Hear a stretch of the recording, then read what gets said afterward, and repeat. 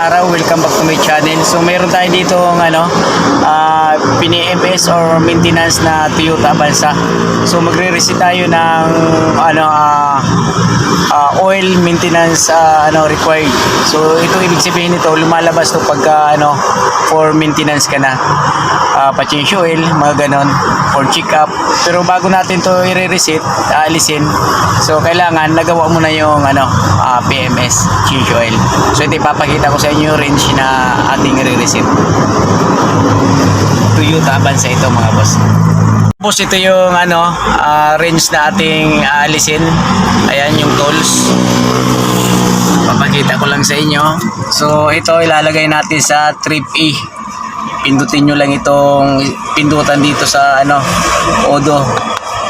Yan, trip E. Sige na. Yan, trip E. Ayan, nakatapat na siya. Tapos patayin yung ignition. Yan. Tapos long press.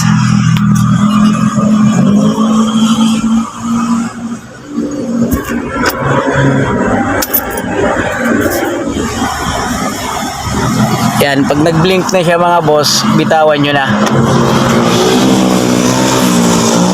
Ayun. So okay na yan siya. Start natin kung tingnan natin kung mag-indicate pa siya dyan.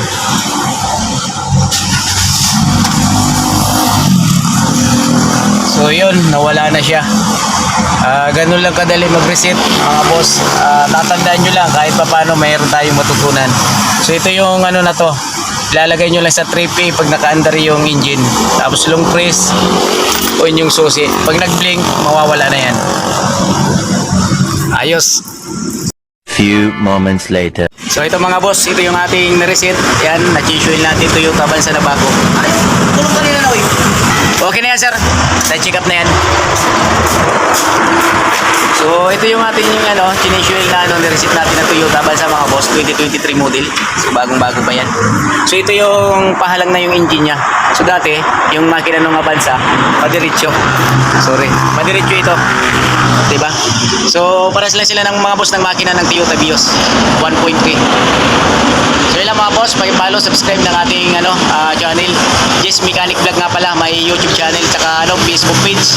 CG Mechanic Vlog, Jess Mechanic Vlog. Thank you.